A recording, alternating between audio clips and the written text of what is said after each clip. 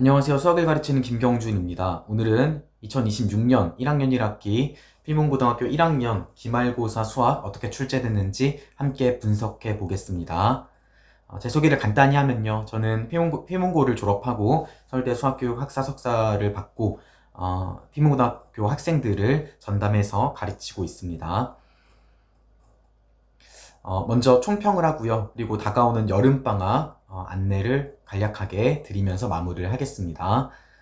이번 시험은 전체적으로 특징을 좀 뽑아보면 먼저 우리 부모님들 또 학생들이 많이 가장 궁금해할 정보죠. 1등급 어느 정도로 잡힐지가 궁금하실 텐데요. 이번 시험은 중간고사보다 살짝 어려워진 난이도로 출제됐다고 보는 게 맞는 것 같고요. 예상 컷은 3개에서 한 대략 3.5개 정도 잡히는 시험이지 않을까 싶습니다. 2등급은 대략 뭐 6개 남짓이 될 거고 대략적으로 이렇게 파악하시면 되겠고요. 문항을 제가 좀 꼼꼼하게 분석을 해보니까 전체 24문제 중에서 교과서 문제 변형이라고 콕 집어서 얘기할 수 있는 문항이 21문제 정도였고요. 그리고 나머지 3문제는 자작 킬러 또 휘문 기출 변형 정도로 분석을 할 수 있겠습니다. 그래서 한 문제 한 문제 유형별로 좀 살펴볼게요. 첫 번째는 교과서 직접 변형 유형입니다. 뭐 예를 들어 저희가 이제 파이널 어제 이제 수업이었죠. 어제 수업에서 파이널 자료집에서 있는 문제들이 거의 그대로 많이 나왔는데요. 먼저 교과서에 있는 평행선 3개, 4개짜리를 3개, 6개로 바꿔서 출제를 했고요. 두 번째로 이 동전 문제가 제가 이제 직보 자료에서 혹시 한 문제가 있으니까 나올 가능성이 있다라고 하면서 학생들한테 여러 문제를 트레이닝을 시켰는데 교과서 문제에서는 뭐 4개, 5개, 3개짜리를 실제 시험에서는 3개, 7개, 2개로 숫자를 살짝 바꿔서 직접적으로 변형된 그런 문제로 출제가 되었습니다. 그리고 객관식 8번 문제도 이건 작년에도 나왔던 문제인데 혹시 또 나올까 하면서 연습을 했던 건데 오직 한 쌍의 해를 가질 때 그 값을 구해라 라는 이제 문제였고 여전히 출제가 되었습니다. 두 번째 유형 B인데요. 이거는 교과서를 기반으로 하되 몇 가지의 장치를 통해서 복잡도를 증가시키는 변형의 방식입니다. 저희 수업에서는 이런 식의 문제들을 제가 많이 만들어서 학생들도 훈련을 하고 했는데요. 이 문제는 교과서에서 그 실근과 허근에 관한 문제가 이제 있었는데 이 문제가 출제 가능하다라고 제가 이제 짚었는데 어제 수업에서 근데 이 문제를 가지고 여러 가지 변주를 주면서 저희도 연습을 했는데요. 이거를 합답형으로 이제 문제를 바꿔서 문제 형식을 합답형 문제로 출제를 하면서 문제가 포함하고 있는 다양한 형식을 3가지의 질문으로 이제 물어보는 그런 문제로 출제가 되었습니다. 또 다른 형식을 보면요. 교과서에 있는 2가지의 문제를 객관식 11번, 선택형 11번 문제를 보면 위에 연립방 정식을 풀고 아래 연립방 정식을 풀어서 요 가운데 있는 알파 플러스 n, 베타 플러스 n을 만족하도록 하는 조건을 찾으면 금방 보이긴 하거든요. 그래서 교과서 2문제를 푸는 문제를 한 문제 안에서 물어봤다라고 보시면 되겠고요.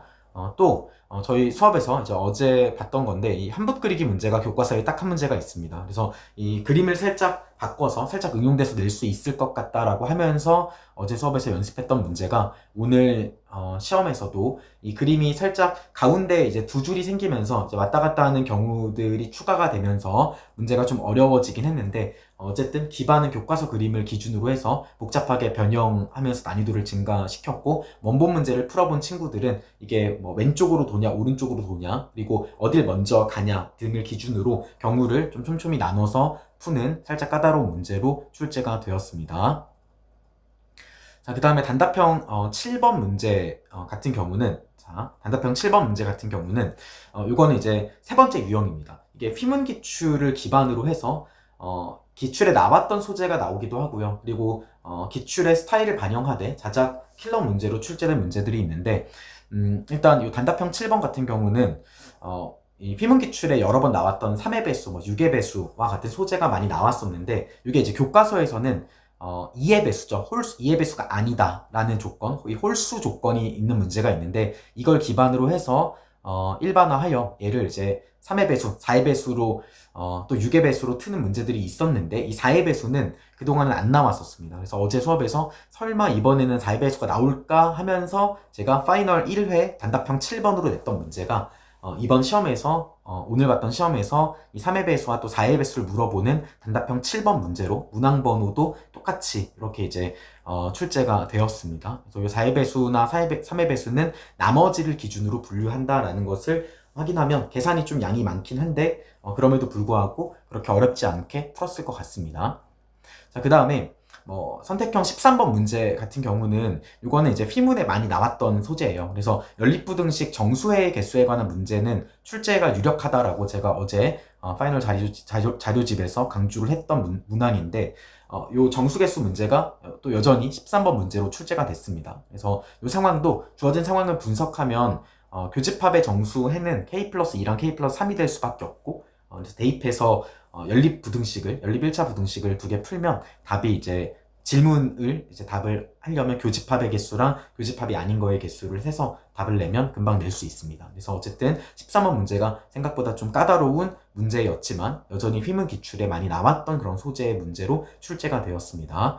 자, 그리고 요 마지막 선택형 14번 문제가 조금 논란이 있을 것 같습니다. 그래서 이 문제의 정답이 3번인데 일단 첫 번째로 행렬의 옷을 입었지만 결국 요 a제곱 행렬을 구하고 나면 성분이 4개가 나오고 4성분 중에서 세변의 길이로 세 개의 값을, 세 성분의 값을 세변의 길이로 하는 이등변이 아닌 삼각형이 존재하도록 하는 a를 구해라, 이런 문제인데요. 이거는 이제 행렬 문제 플러스 삼각형이 될 조건에 관한 문제, 이 두 가지가 각각 교과서에 나오긴 합니다. 그래서 교과서 두 문제를 합쳐서 그치만 이제 각각을 풀었다고 해서 도움이 되는 것은 아니니까 이거는 고난도 창작 문제로 봐야 될 것 같고요. 그리고 경우를 4가지로 쪼개서 본다는 측면에서 휘문 기출에 자주 나왔던 스타일의 그런 문제입니다. 경우를 잘게 쪼개서 푸는 문제인 것이죠. 그래서 그 4가지로 경우를 나눠서 4개의 성분 중에서 어떤 3개를 택하냐 해서 4C3 해서 4가지로 나눠서 풀되 이게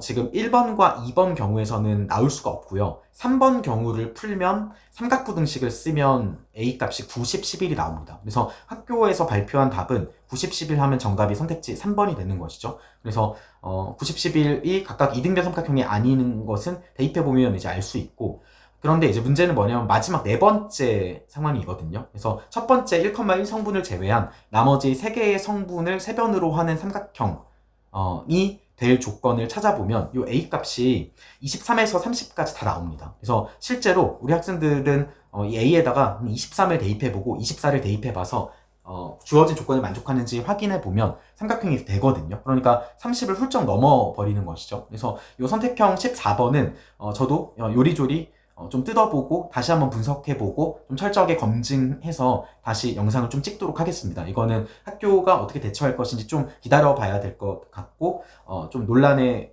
여지가 있는 문제인 것 같습니다. 저도 지금 시험 기간 중이기 때문에 조금 더 시간과 여유를 가지고 좀 꼼꼼히 분석해서 필요하다면 다시 영상을 찍어서 올리도록 하겠습니다. 자, 마무리를 하겠습니다.